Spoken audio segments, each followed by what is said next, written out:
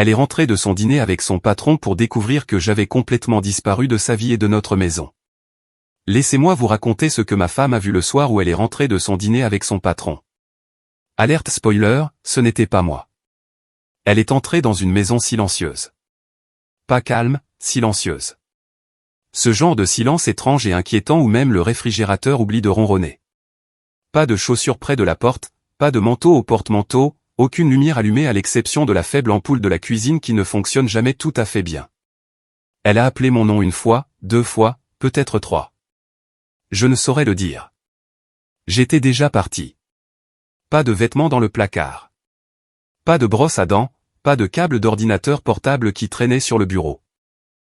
Rien n'était accroché au mur, pas même la photo encadrée d'elle m'enlaçant par derrière lors de notre voyage au Colorado. Celle qui, disait-elle un jour, la faisait se sentir en sécurité. Ce n'était pas spontané. Je l'avais planifié discrètement depuis 2 semaines. Ça a commencé avec les comptes en banque, en dénouant les liens que nous avions passé des années à tisser. Puis ce fut le box de stockage. Ensuite, j'ai commencé à scanner des documents pendant qu'elle dormait à côté de moi.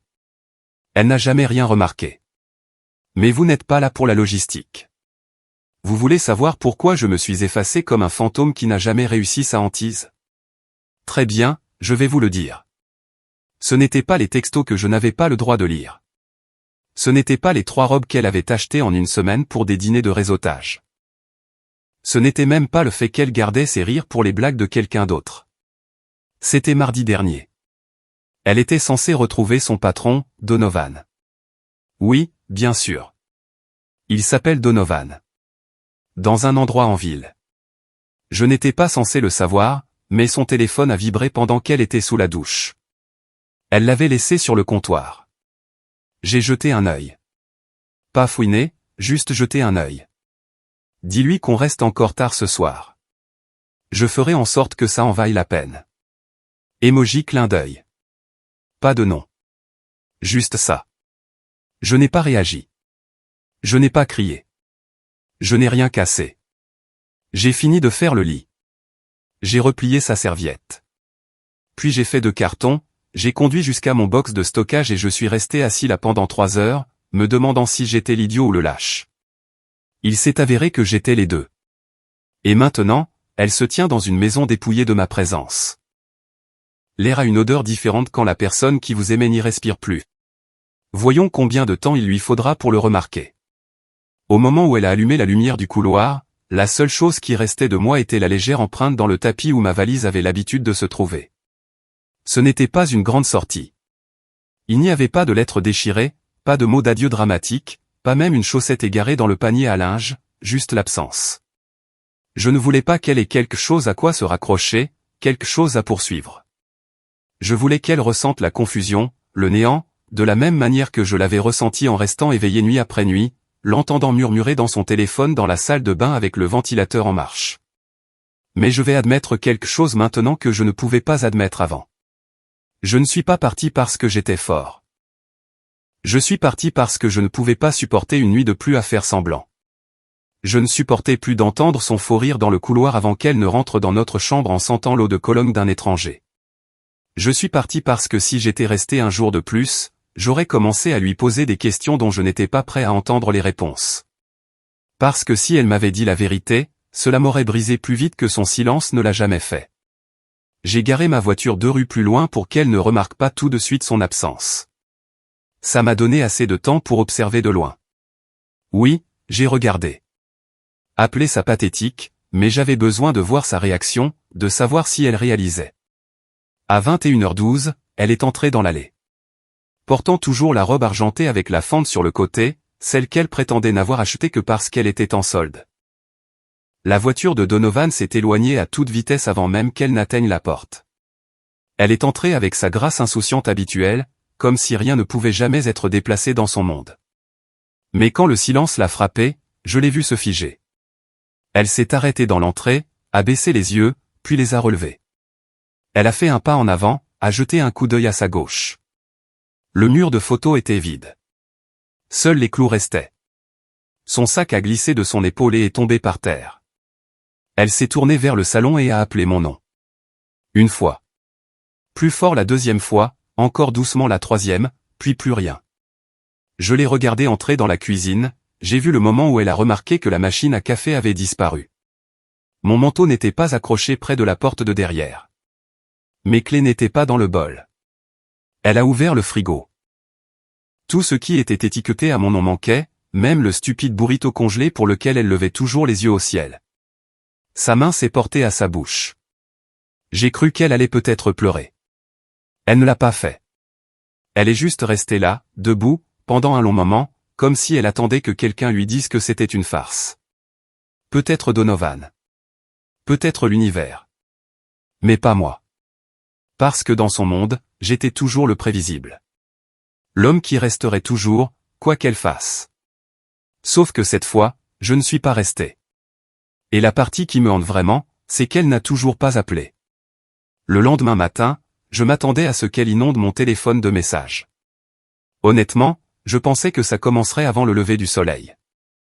Une avalanche de textos, d'appels manqués, de messages vocaux frénétiques, toute la routine du « Où es-tu » Mais quand j'ai finalement eu le courage de rallumer mon téléphone, il n'y avait qu'un seul message qui m'attendait.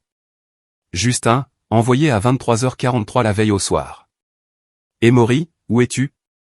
Qu'est-ce que c'est que ça? Pas d'émoji, pas de panique, juste de la confusion ou pire, un léger agacement. Ça m'a anéanti. Non pas parce qu'elle n'a pas supplié ou pleuré, mais parce qu'elle ne semblait pas surprise. Comme si une partie d'elle s'attendait à ce que cela arrive un jour. Comme si j'étais le fragile qu'elle devait garder près d'elle jusqu'à ce que je finisse par abandonner. Peut-être que ça avait toujours été le plan. Me garder assez proche pour faciliter le paiement du loyer, assez loin pour ne jamais interférer avec ses connexions. Je n'ai pas répondu. Au lieu de cela, je me suis assis dans la pénombre d'une chambre louée au-dessus d'une épicerie fine, sirotant un café fade qui avait le goût du regret brûlé. J'ai fixé le papier peint bon marché du motel et j'ai pensé à toutes les façons dont je l'avais déçue. Ou peut-être à toutes les façons dont elle m'avait manipulé pour que je pense que j'étais le problème. C'est ça, le truc avec la trahison émotionnelle. Elle ne crie pas. Elle murmure, peut-être que tu réagis de manière excessive. 3 jours ont passé, toujours pas de deuxième message. Pas même un « s'il te plaît, parle-moi ». Rien de sa famille non plus. Sa mère avait l'habitude de m'envoyer des textos tous les vendredis pour me demander des nouvelles du jardin ou ma recette de chili. Un silence, comme s'ils étaient tous passés à autre chose, comme si je m'étais évaporé. J'ai commencé à me demander si elle leur racontait une version de l'histoire où j'étais le méchant. Peut-être que je m'étais enfui avec quelqu'un d'autre. Peut-être que j'avais des problèmes. Ce ne serait pas la première fois qu'elle me faisait passer pour quelqu'un de trop sensible. Mais je n'ai pas disparu juste pour me cacher. J'ai disparu pour observer. Et ce que j'ai vu, ça a brisé quelque chose en moi. Je ne pense pas que je m'en remettrai. La 4e nuit, je suis retourné dans le quartier. Pas à la maison, juste à proximité. Je me suis garé en face du petit café où Sadie avait l'habitude de m'entraîner le samedi. Elle prenait toujours la même chose. Un cappuccino au lait d'avoine, sans sucre. Elle draguait le barista, juste assez pour avoir un cœur supplémentaire dessiné dans la mousse. J'avais l'habitude de faire semblant de ne pas le remarquer. Cette nuit-là, à travers la grande vitrine du café, je l'ai revue. Elle n'était pas seule. Donovan était avec elle. Il ne la touchait pas, mais son corps était penché vers le sien comme s'il en avait le droit. Et elle. Elle riait, insouciante, à l'aise, dans cette même robe argentée. Pas la moindre trace de chagrin ou de culpabilité. Elle n'était pas venue me chercher. Elle n'avait même pas mis sa vie sur pause. À ce moment-là, j'ai réalisé quelque chose de terrifiant. Je faisais le deuil de la fin de notre mariage. Elle le célébrait. Je suis resté assis dans cette voiture pendant 45 minutes, les regardant à travers la fenêtre du café tandis que mes jambes s'engourdissaient et que mes pensées devenaient assourdissantes. Vous savez ce qui m'a fait le plus mal? Ce n'était pas le fait qu'elle soit de sortie avec lui à nouveau, souriant comme si de rien n'était. C'est qu'elle n'a même pas regardé par-dessus son épaule une seule fois. Ni vers la rue, ni vers la porte, pas comme quelqu'un qui vient de perdre un mari ou même un colocataire. Elle ressemblait à une femme qui s'était débarrassée d'un poids. Et ce poids, c'était moi. J'ai commencé à me poser le genre de questions qui vous tiennent éveillé pendant des semaines. M'a-t-elle jamais aimé? A-t-elle fait semblant depuis le début? Ou n'étais-je qu'un point de chute confortable jusqu'à ce que quelqu'un de plus excitant se présente? J'ai toujours pensé que j'étais le stable. Ennuyeux peut-être, mais fiable.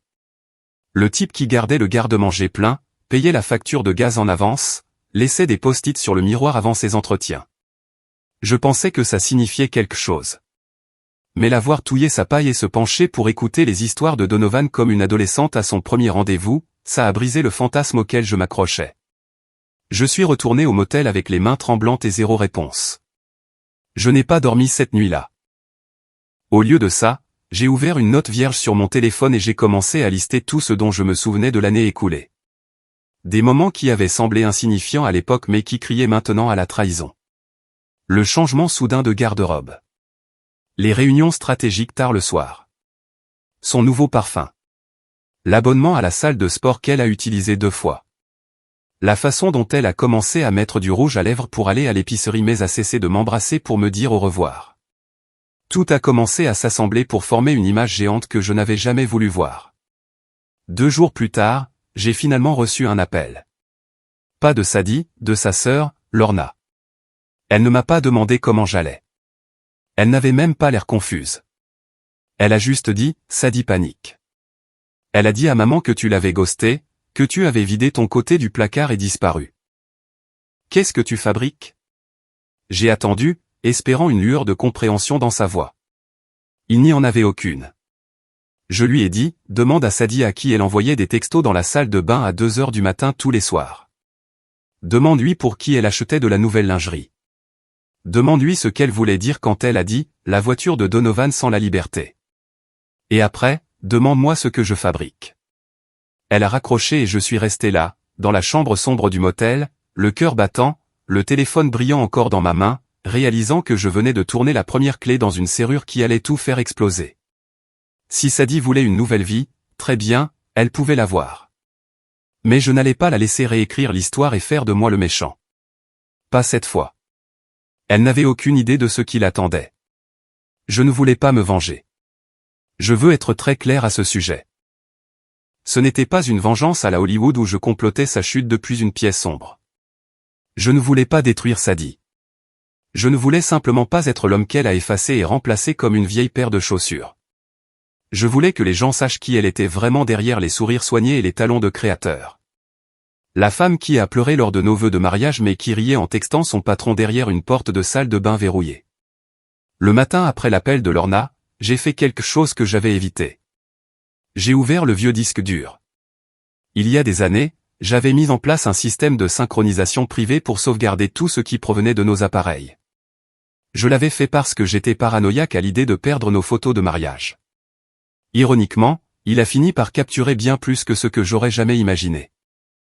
Des historiques de textos, des dossiers cloud, même des extraits audio, des choses que j'avais oubliées, des choses qu'elle n'avait jamais réalisées qu'elles étaient sauvegardées. Je ne cherchais pas des dossiers compromettants. Je cherchais une confirmation, une conclusion, une preuve que je n'étais pas juste un mari peu sûr de lui qui réagissait de manière excessive. Et malheureusement, je l'ai trouvé. Caché dans un dossier synchronisé nommé « Brouillon », il y avait plusieurs messages non envoyés, certains à Donovan, d'autres à son ami Mallory. La plupart d'entre eux étaient courts, cruels, méprisants. Un m'a frappé si fort que j'ai dû me lever et m'éloigner de l'écran. Je ne peux pas continuer à faire semblant d'aimer Emory. Je ne ressens rien quand il me touche. Je gagne juste du temps jusqu'à la prochaine étape avec D, cette phrase m'a vidé. La version d'elle qui vivait encore dans ma tête, celle qui dansait pieds nus dans la cuisine avec de la pâte à cookies sur le nez, est morte dans cette phrase. Et pour la première fois depuis mon départ, elle ne me manquait plus. Je la pleurais. Et puis je me suis mis au travail. Cet après-midi-là, j'ai envoyé un seul message calme à Lorna. Je suggère à Sadie de dire la vérité avant que quelqu'un d'autre ne le fasse. Elle n'a pas répondu, mais quelques heures plus tard, mon téléphone a de nouveau sonné. Cette fois, c'était Sadie. J'ai laissé sonner. Puis de nouveau, messagerie vocale, puis un message. Qu'est-ce que tu as fait? Pourquoi ma mère me pose des questions sur Donovan? Pourquoi les as-tu impliqués là-dedans? Cela m'a dit tout ce que j'avais besoin de savoir. Elle s'inquiétait plus de sa réputation que de moi, de notre mariage ou de ce que nous avions perdu. Je n'ai pas répondu. Je n'en avais pas besoin, car j'avais déjà envoyé les fichiers. Pas à des amis, pas à la famille. À notre thérapeute de couple, celle qu'elle m'avait supplié de voir quand elle pensait que j'étais trop distant émotionnellement. Je ne l'ai jamais blâmé dans ces séances. Je disais toujours, nous travaillons sur les choses. Plus maintenant. La thérapeute verrait maintenant l'image complète. Et je savais que Sadie détesterait ça plus que tout. Non pas à cause de la trahison, mais parce que cela ruinait la version de l'histoire où elle était l'héroïne. Je me suis adossé à la chaise du motel, épuisé mais calme, et pour la première fois depuis des mois, j'ai senti le poids se lever. Elle voulait un nouveau chapitre. Très bien. Moi aussi. 2 jours après avoir envoyé les fichiers à notre thérapeute, le silence s'est rompu d'une manière que je n'attendais pas. On a frappé à la porte de mon motel. Pas un texto, pas un appel, un coup physique. Pendant une seconde, j'ai pensé que c'était peut-être le service de chambre jusqu'à ce que je jette un œil à travers le rideau et que je vois la sœur de Sadie debout là, les bras croisés, la mâchoire serrée. J'ai ouvert la porte juste assez pour parler. « Comment tu m'as trouvé ?» ai-je demandé. Elle a soupiré. « Tu n'as pas exactement disparu, Emory. Tu as laissé ton nom sur le registre du motel. » Touché. Lorna n'a pas demandé à entrer. Elle m'a juste tendu son téléphone. L'écran s'est allumé avec une série furieuse de textos de Sadie, des captures d'écran de mai de la thérapeute, et ce qui ressemblait à une longue tirade que Sadie avait envoyée à Donovan. Sauf que Donovan n'avait répondu qu'une seule ligne. C'est trop compliqué. J'ai besoin d'espace. C'était tout. 3 semaines de nuits tardives et de rires chuchotés réduites à néant par un texto de rupture générique. Lorna a parlé la première. C'est quoi ton but final? Je l'ai regardé, clignant lentement des yeux. Mon but final? Je suis parti. J'ai tourné la page. Je n'ai pas sali son nom. Je n'ai pas fait exploser sa voiture. Je n'ai rien rendu public. J'ai juste refusé de la laisser réécrire ce qui s'est passé. Elle a dit, tu as ruiné sa vie. J'ai hoché la tête. Elle a ruiné la mienne d'abord. J'ai juste refusé d'être la chute de la blague. Lorna s'est agitée, clairement incertaine de devoir défendre sa sœur ou s'excuser pour elle. Elle est en train de partir en vrille, a-t-elle marmonné. Maman ne lui parle plus. Son patron l'a découvert. Les RH l'ont convoqué ce matin. Je n'ai pas sourcillé. Non pas parce que je voulais que tout cela arrive, mais parce que rien de tout cela ne me surprenait. Sadie avait construit son image comme une marque sur les réseaux sociaux. Polie, intelligente, intouchable. Mais une fois que vous épluchiez les couches, tout ce que vous trouviez était la peur et le contrôle. Elle ne m'aimait pas. Elle aimait ce que je lui faisais ressentir. En sécurité, adorée, moralement supérieure. Je n'ai pas demandé à Lorna de rester. Elle a finalement marmonné quelque chose sur le fait qu'elle espérait que je chercherais de l'aide et elle est partie. Je n'ai pas pris la peine de la corriger. Laissons-les tous penser que j'étais le problème. Au moins, mes problèmes étaient honnêtes. Cette nuit-là, j'ai vérifié mes emails pour la première fois depuis des jours. Il y avait un message de notre thérapeute. Objet, note finale. Corps du message, Emory. J'ai lu les documents. Je suis désolé que personne ne l'ait vu plus tôt. Vous n'êtes pas le méchant ici. Je n'ai pas pleuré. Je ne me suis pas senti justifié. Je me sentais juste vide, comme quelqu'un qui avait crié sous l'eau pendant des années et qui avait finalement percé la surface pour découvrir que l'air était tout aussi lourd. Pourtant, j'ai dormi cette nuit-là. Vraiment dormi, pour la première fois depuis ce qui semblait une éternité. Pas de tension dans la mâchoire. Pas de rêve de son visage tordu par les mensonges. Juste le silence. Un silence paisible et inhabituel. Et quand je me suis réveillé, je savais ce que je devais faire ensuite. L'air du matin semblait plus pur qu'il n'aurait dû l'être à l'extérieur d'un motel délabré. Comme si mes poumons comprenaient enfin que je n'allais pas faire marche arrière. J'ai rendu la clé avec un signe de tête au type de la réception, qui a à peine levé les yeux de ses mots croisés.